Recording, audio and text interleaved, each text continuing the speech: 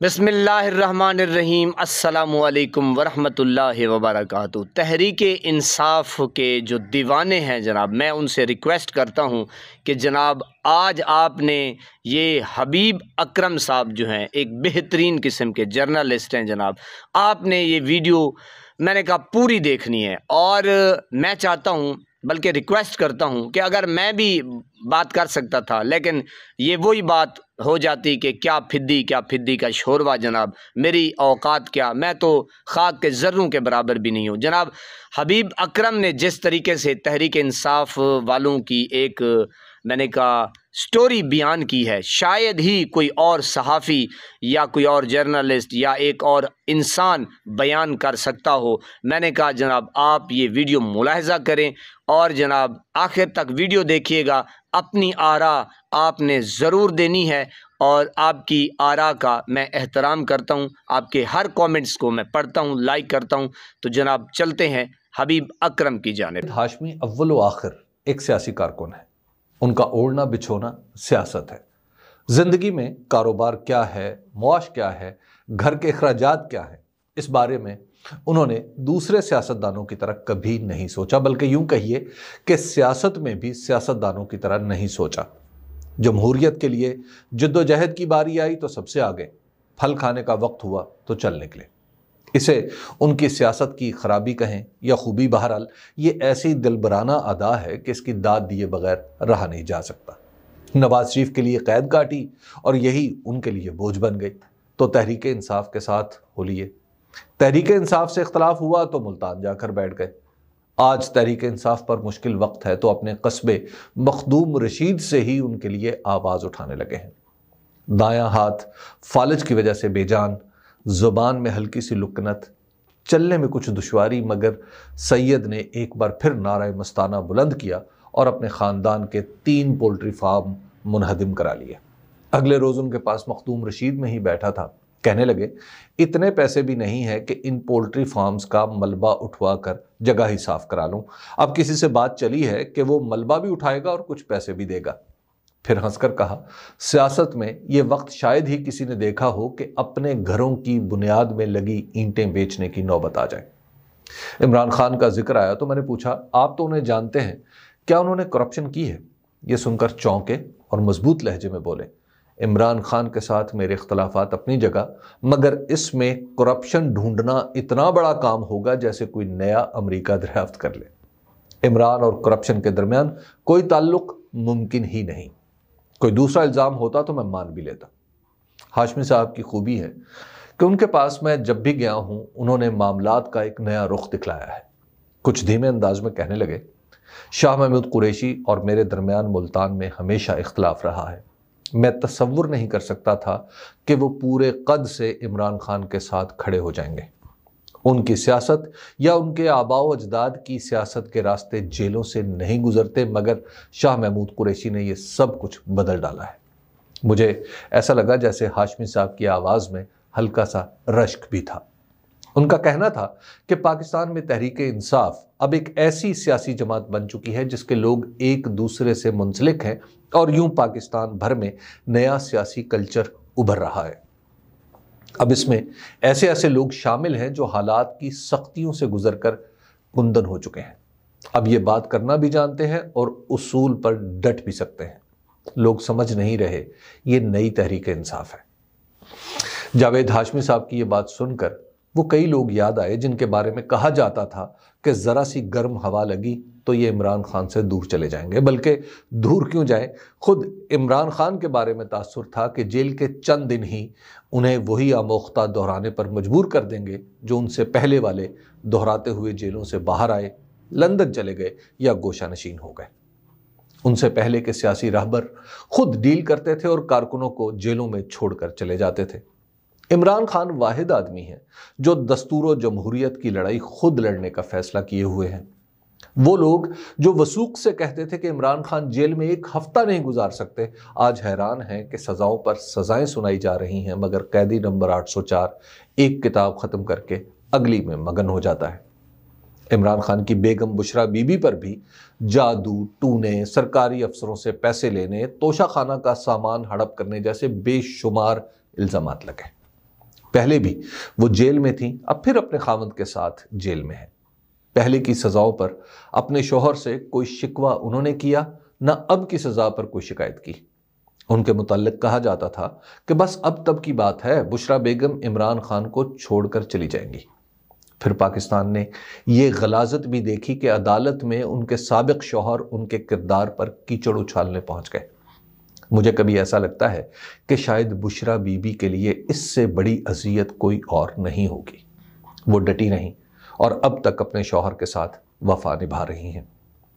Doctor Yasmin Rashid جس شان سے جیل کاٹ رہی ہیں وہ پاکستان کی تاریخ میں بالکل نیا ہے۔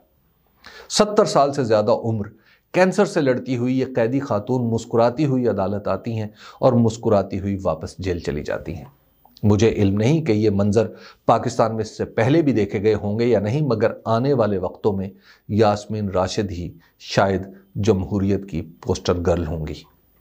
اعجاز چودھری کو دیکھ لیجئے، چند دن پہلے عدالت میں پیشی کے وقت ان کی تصویر دیکھی، چہرے پر حزن و ملال کا سایہ تک نہیں۔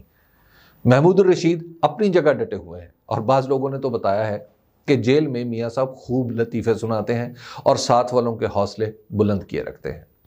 اعظم خان سواتی جن ناگفتہ بے حالات سے گزرے ہیں، یہ انہی کا حوصلہ تھا اور انہی کی ہمت ہے، مگر تحریک انصاف چھوڑنے کے لیے تیار نہیں ہوئے۔ سیاست کی دنیا بے رحم ہے، اس میں اچھا وقت ہو تو سبھی دوست ہوتے ہیں، برے وقت میں دوست بھی نظریں چرا لیتے ہیں۔ بیرسٹر گوہر خان تحریک انصاف میں ایسے وقت آئے کہ اس سے برا وقت ہو ہی نہیں سکتا تھا۔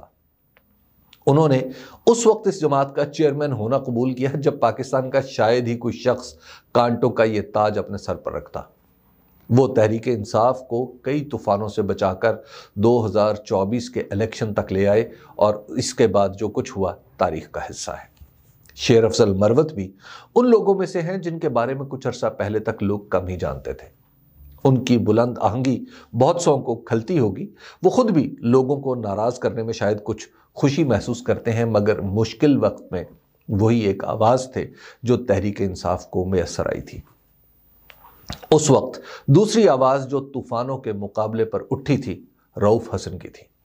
انہوں نے بات کرنا شروع کی تو لوگوں کو حیرت ہوئی، انہیں روکا گیا، استہزاء کا نشانہ بنایا گیا، برسر عام انہیں قتل کرنے کی کوشش ہوئی، مگر یہ منحنی سا وجود ایسی چٹان ثابت ہوا جس پر پڑا ہر وار اچٹ گیا۔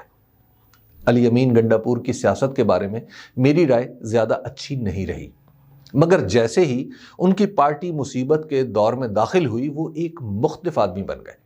وہ جس طرح تحریک انصاف اور اسٹیبلشمنٹ کے درمیان انتہا کو پہنچے ہوئے تناؤ میں کام کر رہے ہیں، یہ معمولی بات نہیں۔ انہیں بیک وقت جیل میں بیٹھے عمران خان، تحریک انصاف کے کارکنوں اور اسٹیبلشمنٹ کا اعتماد قائم رکھنا ہے۔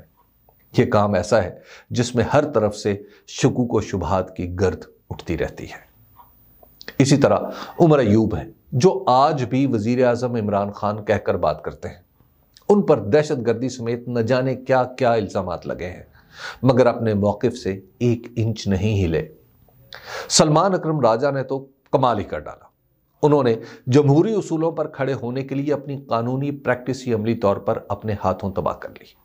ایسا وکیل جس سے مشورے کی فیس لاکھوں روپے ہو، سب چھوڑ چھاڑ کر ایک سیاسی کارکن بن کر موسم کی سختیاں جھیل رہا ہے۔ حامد رضا کو دیکھ لیجئے، اپنی مسلکی سیاست کرتے رہتے تو مسلم لیگ نون ان کے دروازے پر کھڑی تھی، مگر جمہوریت کے لیے یوں کھڑے ہوئے کہ کاغذوں میں تحریک انصاف بھی انہی کی ہو گئی، مگر مجال ہے کہ اس سے فائدہ اٹھانے کی سوچی بھی ہو۔ عالیہ حمزہ، علی محمد خان، عظیم الدین لکھوی، عامر ڈوگر، علی ظفر سمیت یہ سب لوگ پاکستان کی سیاست کی ایک نئی کلاس ہے۔ 2011 میں کہا جاتا تھا کہ عمران خان درمیانے طبقے کو سیاست میں تو لے آئے ہیں مگر انہیں سیاست نہیں آتی۔ آج انہی لوگوں نے سیاست کے وہ معیار قائم کر دیے ہیں جو کسی کے وہم و گمان میں نہیں تھے۔ جاوید ہاشمی جب مجھے گھر کے دروازے تک رخصت کرنے آئے تو کہا، حبیب اکرم یہ ہے اصل کامیابی تحریک انصاف کی، اب مستقبل انہی لوگوں کا ہے۔ شکریہ۔ جی میرے پاکستانیوں، میرے تحریک انصاف کے دیوانوں پروانوں، حبیب اکرم کا آپ نے تجزیہ سنا، کیا کمال کی میں نے کہا خوبصورتی کے ساتھ اور شائستگی کے ساتھ تحریک انصاف والوں کو کریڈٹ دینا چاہیے، اور بالخصوص حبیب اکرم صاحب کو، جن کا میں نے کہا بے لوث ان کی کوشش کاوش رہی ہے جناب۔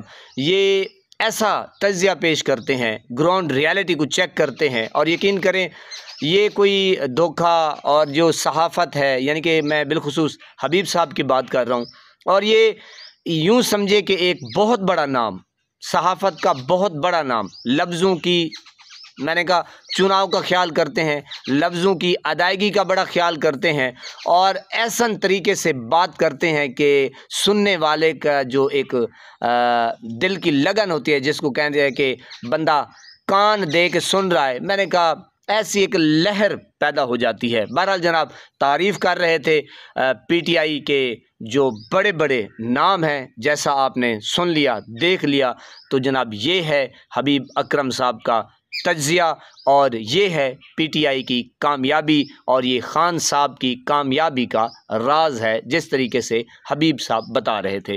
اللہ پاک آپ کو سلامت رکھے، ہنستا بستا پھولوں کی طرح مہکتا ہوا رکھے، نماز 5 وقت ادا کیا کریں، والدین کی خدمت کرتے رہا کریں، ہمسایوں کا رکھے خاص خیال، ہمیشہ ہمیشہ حق اور سچ کی آواز کو بلند کرتے رہا کریں، جہاں دیکھیں کسی کے ساتھ ظلم زیادتی، وہیں پر اپنے ہونے کا ثبوت دیجیے۔ اللہ نے کے بعد